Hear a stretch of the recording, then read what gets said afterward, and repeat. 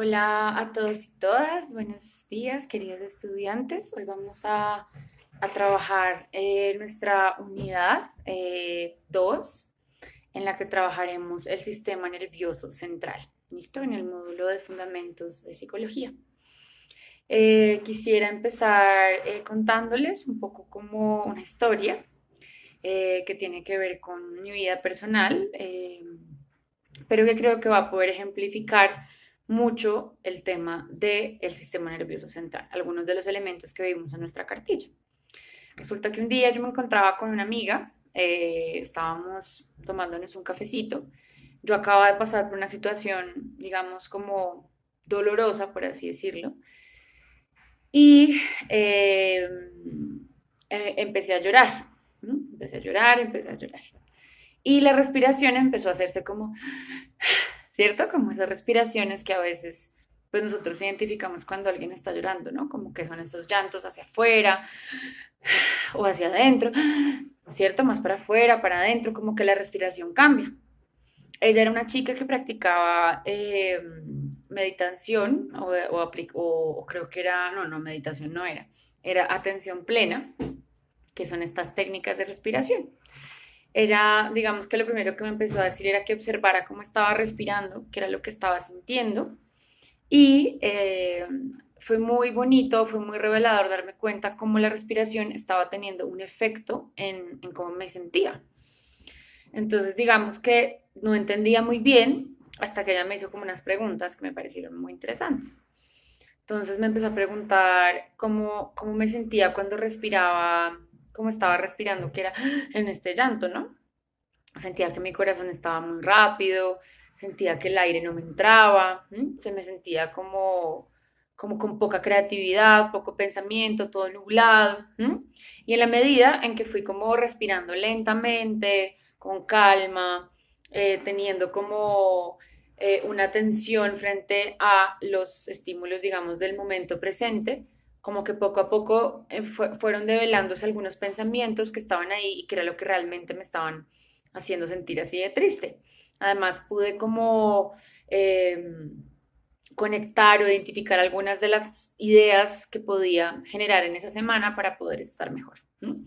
Entonces ahí como que puedo conectar un tema muy importante y es el tema, después de todo este sistema que nosotros habitamos como seres humanos, que finalmente es lo que nosotros estudiamos en psicología, que son los seres humanos, identifiqué, o en esta historia podemos identificar cuál es la diferencia entre, por ejemplo, el sistema simpático y el sistema parasimpático. En nuestras lecturas, como ustedes vieron, el sistema simpático es el sistema como de alerta, ¿sí? Es el sistema que está con el corazón rápido, en donde hay poca irrigación sanguínea, hay liberación de glucosa por el hígado, se relaja la vejiga, se contrae el ano, bueno, y hay un montón de como de símbolos o de signos como corporales que hablan de poca creatividad, en tanto no hay mucha irrigación sanguínea en las partes frontales, que es donde podemos ser más creativos. Mientras que cuando estamos en estas respiraciones más presentes, mucho más en calma, donde el oxígeno entra lentamente, nuestro sistema parasimpático se activa. ¿Sí? ¿Cuál es nuestro sistema parasimpático? El que es más relajante, se contraen los bronquios, se reduce el latido cardíaco, entonces la irrigación, en vez de bombear mucho el corazón y muy rápido y poca sangre, bombea como tiene que bombear, entonces alcanza a irrigar a la parte frontal, entonces tenemos mucha más creatividad para resolver los problemas, nuestro sistema, digamos que la amígdala, que es una de las, como vimos en la lectura, hay una, digamos que la corteza es donde está toda la conciencia, pero digamos que todo este núcleo, estos núcleos que están en nuestro cerebro reptiliano, que tienen que ver más con la reactividad y menos con la conciencia, ¿no? Entonces muchas veces reaccionamos desde la amígdala, más como activando, sí, nuestra reactividad y no nuestra conciencia y lo que queremos comunicar. ¿Listo? Entonces digamos que esto es un poco un ejemplo de cómo esto que vimos en nuestra lectura fundamental tiene que ver con nuestra vida cotidiana. ¿Sí? Las emociones, la respiración, nuestra relación con el entorno, un sistema simpático que está más en contextos de tranquilidad y un sistema parasimpático que está más en momentos de alerta. ¿Cuál es la situación? Que a veces eh, nos la pasamos activando el sistema simpático con todo el estrés que tenemos, con todo lo que hay. Entonces, digamos que no permitimos que nuestro cerebro pueda y nuestro cuerpo pueda tener experiencias mucho más conscientes. ¿Listo?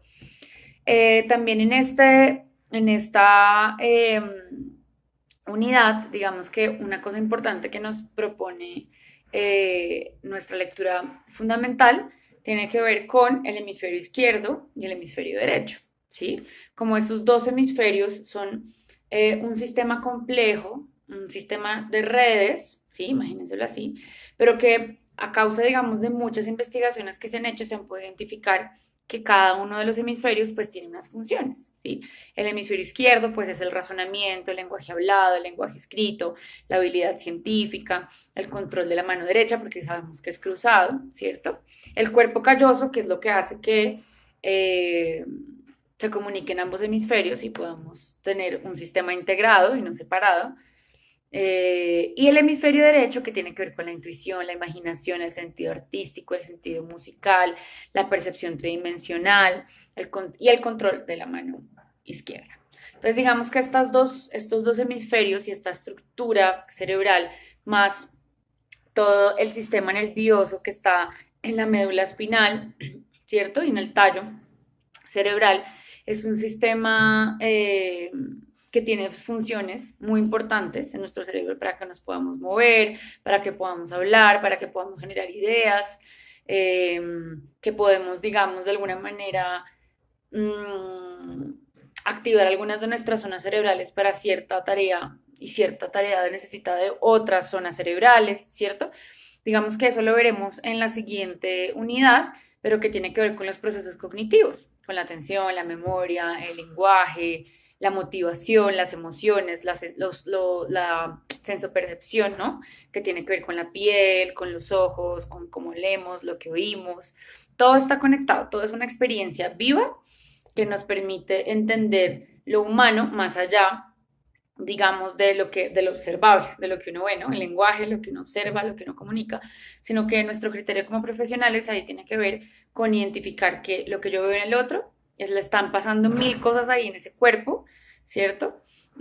Cuando dice una situación o cuando expone una idea o cuando le pasa alguna experiencia. Hay un montón de hormonas, de receptores, de neuronas, que como vimos las neuronas no solo están en el cerebro, sino tenemos neuronas en el cuerpo, en los tejidos de nuestros órganos, por eso también a veces sentimos cosas así en la panza, porque también hay un pensamiento global de toda nuestra experiencia como humanos, ¿no?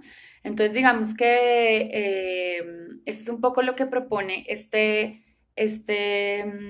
lectura complementaria y la invitación es que se observen cómo están respirando, ¿sí? Como, por ejemplo, respira la tristeza, cómo respira la rabia, ¿cierto? La rabia, hay contención de la respiración, hay poco oxígeno, el oxígeno genera que no haya mucha irrigación sanguínea nuevamente y hay poca creatividad, por eso en la rabia no somos muy buenos para hablar, por ejemplo. Y hay también muchas hormonas y muchos receptores, ¿cierto? Como activos que no nos permiten estar en un estado creativo, que es un estado más del sistema parasimpático. Entonces, todas estas prácticas de meditación, de atención plena que hemos hecho durante todas las clases, pues tienen que ver con todo esto, está conectado totalmente con nuestras emociones, con nuestras ideas y con las formas en las que actuamos. Que finalmente igual es el punto donde queremos usualmente trabajar con nuestros consultantes o con las comunidades con las que trabajamos, es finalmente identificar qué pensamientos hay, qué emociones hay y cuáles son las acciones que estas comunidades pueden o estas personas necesitan hacer para transformar sus contextos o sus vidas. Bueno, muchas gracias. Espero les haya sido útil y nos vemos entonces la próxima sesión.